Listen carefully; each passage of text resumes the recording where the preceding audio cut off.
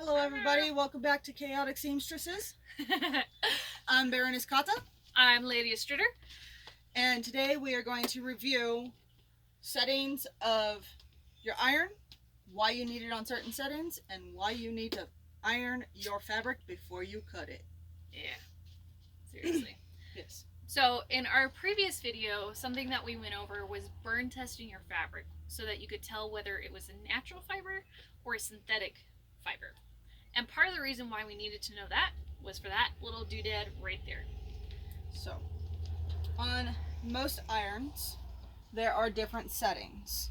You will have your power setting, which you have to tip your iron usually. Right, nylon, wool and silk, polyester, cotton linen. What we have on the ironing board today is lovely linen, which is dyeable. You can dye it any color you want, especially whenever you can't find the color you want. So, while this warms up, which most irons don't take that long, Lady Stritter also has your handy dandy squirt bottle, and that helps expedite any wrinkles that you have in the fabric. Whenever you are ironing, you want to, some people will pull their fabric to them as they're ironing. Some people will let that go to the other side of the ironing board. Either direction is fine. There's no set way to do it. It's what you're comfortable with. You also don't have to have it go away from you or towards you. You can also move it from side to side. Yes. It's whatever you're comfortable with, whatever you want to do. Because this is your activity, not ours. Right?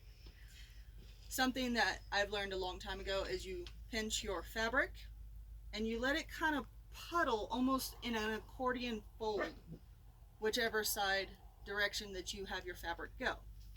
As you can tell, some of this is not very pressed, whereas we have some that is pressed out so you don't see all the wrinkles. Makes cutting a lot easier. So part of the reason why you want to iron your fabric before you cut it is so that when you are cutting your lines on your pattern, they are accurate. Because if you don't iron your fabric before you cut it, you may get these little wrinkles and bumps, and then when you go to sew it, it's not going to line up, and it ends up looking very messy. And you get very frustrated. Yeah. Believe me, we've done it. A lot. A lot. So, first things first, we usually squirt down the fabric. You don't need a heavy layer, just enough to kind of moisten it a little bit. That helps your fibers expand, so that whenever you go through, and press also, down with a little bit of authority, but not a lot. Yeah, you want to know who's boss. So, but you don't have to use a spray bottle. You can use the steam setting on your iron, but if you do, it's recommended that you don't use tap water.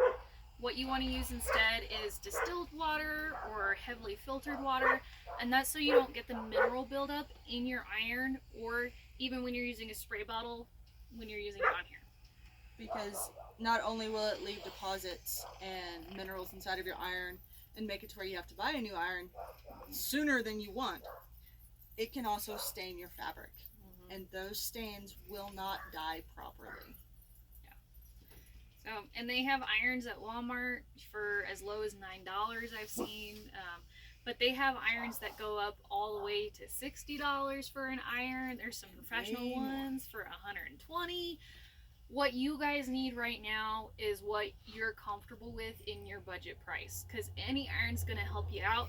And if you got the spray bottle, then you don't necessarily need some of the fancier settings on some of the more expensive models. Other than that, try not to leave your iron sitting in one place for too long. You will burn your fabric. Or yourself. Please don't. Please don't do that. Unfortunately, using an iron, there will be times that you will possibly steam your fingers. It happens. Just move your hands away. Let them cool down.